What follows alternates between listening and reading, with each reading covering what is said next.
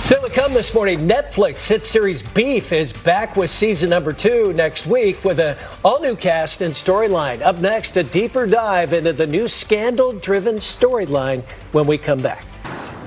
Well, Netflix hit series Beef is back this week with a new season and a new scandal-driven storyline across generations. Here's a little preview. Are you and Josh happily married? All the lights go down as I crawl into the space. I think deep down we both knew it was a temporary band-aid.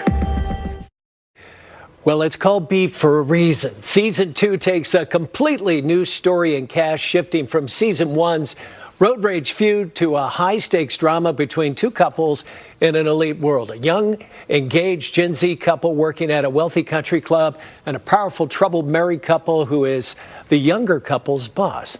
Andrew Freund, TV host and film critic, sat down with the cast members and the show's creator and executive producer. He joins us now to talk about the series. Andrew, good to see you.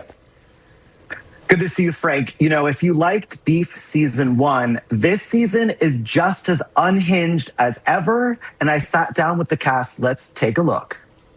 It almost felt like I was watching a play when I'm watching you guys just argue with each other. And especially, I think it was episode 5, when you're arguing about the dog. Who let the dog out? Yeah, and you are just going at it. Yeah. Is that like, do you get kind of like a natural high because you're both so freaking good? Just like, Yeah, we kind of do. We loved episode 5. We did really love episode 5. It was like a really fun. I think I've said this before. You know, oftentimes in my experience acting, I relate it to like kids' development. At first that they do this parallel play where they'll play next to each other, and then there's a big developmental shift when they start playing with each other. And it feels like once I'm doing this with Carey, it's like, oh, I've mostly just been doing parallel play. This is actually now what it feels like to just be in something, and like it's incredible how little one has to generate anything. Yeah, because it's just kind of a natural engine that kind of starts up. Yeah.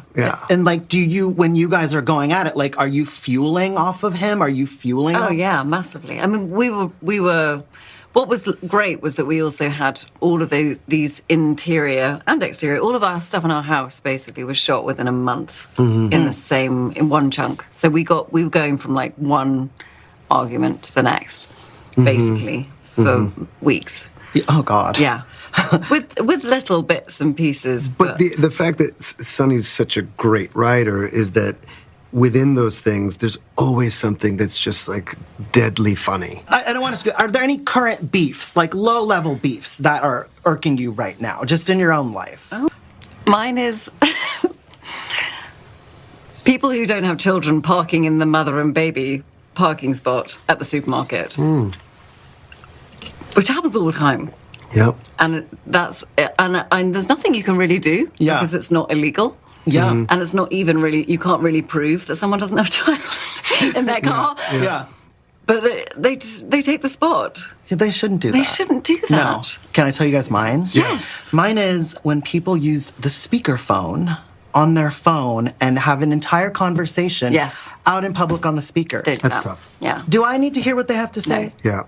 I mean, New York is deadly for that, especially like white ladies in yoga gear, just walking around talking so loudly. Yeah.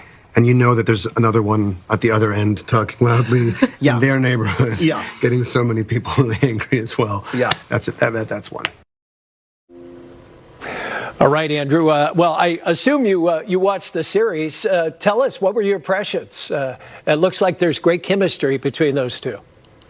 Yeah, Frank, I binged the entire 8 episodes in probably, a little over a night. I couldn't get enough. There's some scenes where your jaw is literally like on the floor, and we have some sound. I was able to speak to the creator, Lee, who they call Sonny.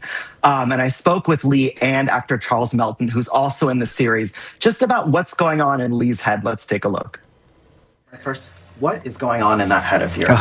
What is wrong with you, Lee? What is wrong with you? That's a great question. I'm just here to observe. You know what I mean? And I'm just looking around at life. and it's 2026. Late stage capitalism is amongst us, and so you just got to write about it.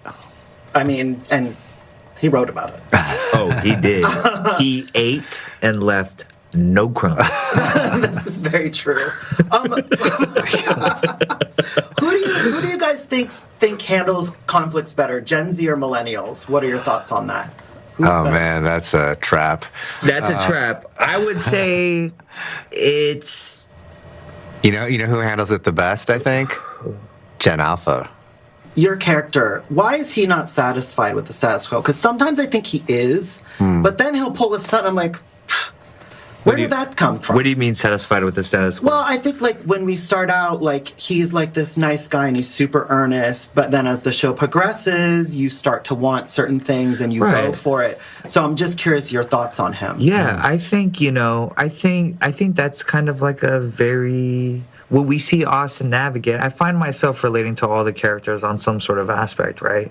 But I think what we see with Austin specifically is not only the disintegration of the honeymoon phase, but also him being confronted with his identity by being around Koreans, and also confronting the conviction that he has and his identity that he slowly realizes is a mask. And he is of service to everyone, to the point where maybe as an audience member, we're like, come on, Austin, like pick you right now. Pick you.